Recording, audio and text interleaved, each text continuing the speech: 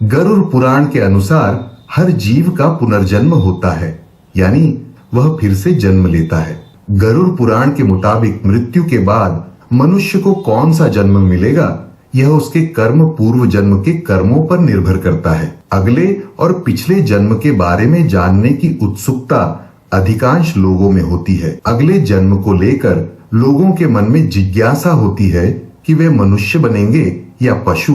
हिंदू धर्म में ऐसा उल्लेख मिलता है कि जो इंसान जन्म लेता है उसकी मृत्यु अवश्य होती है, परंतु क्या आप जानते हैं कि मनुष्य मरने के बाद कौन सी योनि में जन्म लेता है? गरुड़ पुराण हिंदू धर्म के महापुराण में से एक है। इसमें जन्म, मृत्यु और मृत्यु के बाद की घटनाओं का विस्तार पूर्वक वर्णन मिलता है। इस पुराण में ऐसी कई बातें बताई गई हैं जिन्हें अपनाने से व्यक्ति अपने जीवन की स्थिति सुधार सकता है। इन महापुराण में गरुड़ पुराण बहुत महत्वपूर्ण है, जो कि सनातन धर्म में किसी व्यक्ति की मृत्यु के बाद पढ़ा जाता है। ईश्वर की दृष्टि में जो अच्छे कर्म यानी आपके काम होते हैं उसे पुण्य कहा जाता है, और जो बुरे कर्म होते हैं उन्हें पाप कहा जाता है।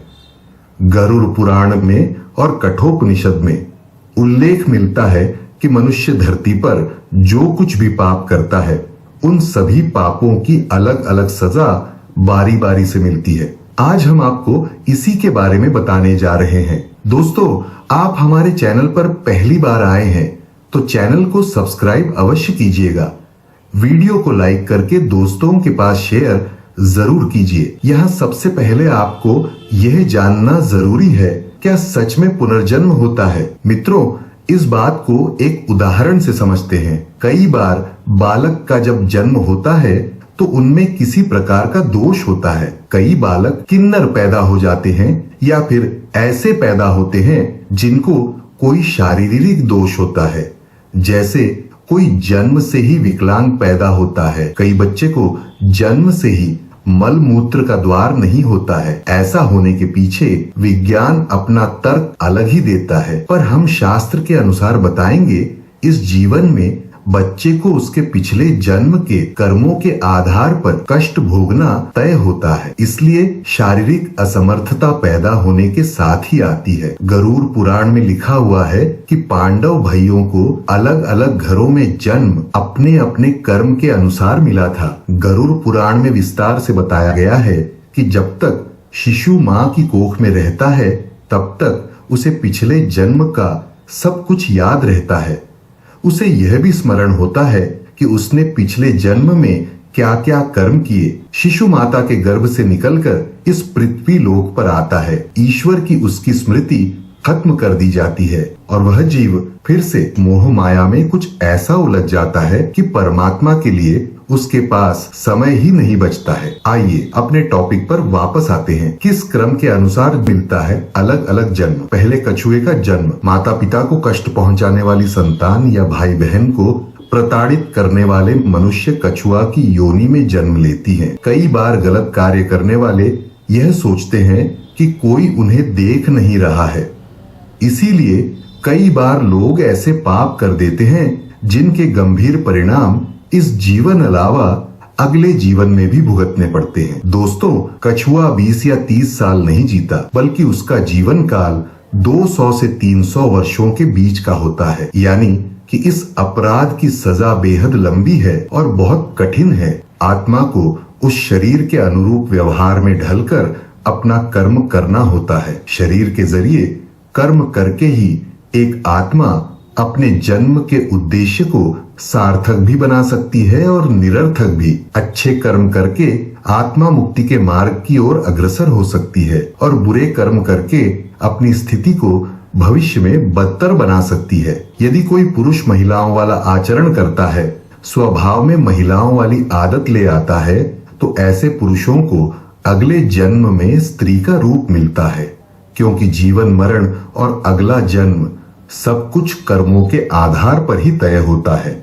जो व्यक्ति लूटपाट, जानवरों का सताना और शिकार करके अपने परिवार का पालन पोषण करता है, उसे अगले जन्म में किसी कसाई के हाथों मृत्यु प्राप्त होती है, यानी वह जानवर का जन्म लेता है।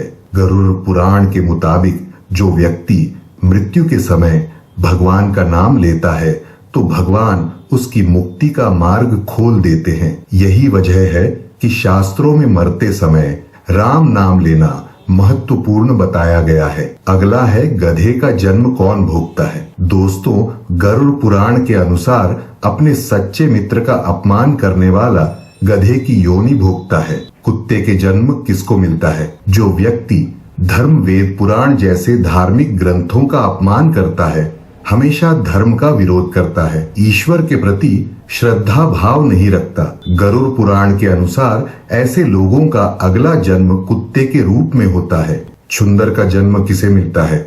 जो व्यक्ति किसी चीज को चोरी करता है वह तोता बनता है। वही सुगंधित पदार्थ की चोरी करने वाला व्यक्ति छछुंदर के रूप में जन्म लेता है। किंतु यदि अपराध चोरी से बड़ा हो तो और भी कष्टदायक होती है। जो व्यक्ति पराई स्त्री से संबंध बनाता है उसे कौन सा योनि भोगना पड़ता है?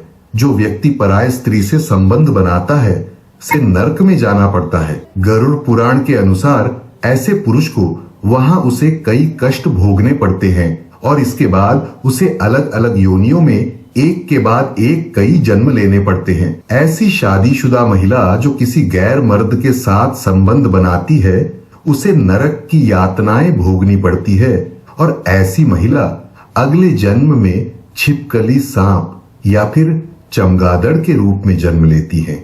लेकिन जो व्यक्ति किसी स्त्री के साथ जबरदस्ती संबंध बनाता है उसे तो नरक भोगने और कई योनियों में जन्म लेने के बाद मनुष्य योनि में किन्नर के रूप में जन्म मिलता है। जो मनुष्य स्त्री की हत्या, गर्भपात या गाय की हत्या करता है वह अगले जन्म में मूर्ख और कुबड़ बनकर जन्म लेता है। गरुड़ पुराण में बताया गया है कि जो व्यक्ति अपने बड़े भाई का अपमान करता है समाज के सामने उसे लज्जित करता है। अगले जन्म में वह व्यक्ति पक्षी के रूप में जन्म लेता है। उसके बाद ही उसे मनुष्य योनि प्राप्त होती है। श्राद्ध के समय में अशुद्ध दान देने वाले लोगों को कुष्ठ रोग होता है। कई बार जीव आत्माओं के कर्म इतने बुरे होते हैं कि जीवात्मा को नरक में सजा भोगनी पड़ती ही है, लेकिन अगले जन्म में भी इन कर्मों का बोझ ढोना पड़ता है। जैसे किसी महिला के साथ दुष्कर्म करने वाली पापी आत्मा अगले जन्म में किन्नर के रूप में पैदा होती है। पाप बड़ा है तो सजा लंबी मिलेगी और अत्यंत दुखदाई भी होगी, और यदि पाप कर्म सामान्य है तो सजा भी कम होगी। मनुष्य की योनि में जन्म लेना चाहते हैं या जीवन मृत्यु के इस कर्म चक्र से निकलना चाहते हैं तो इस जन्म में अच्छे कर्म और ईश्वर की भक्ति करें। तो मित्रों, हमारा आज का प्रस्तुति कैसा लगा कमेंट करके अवश्य बताइएगा। मिलते हैं अगली वीडियो में।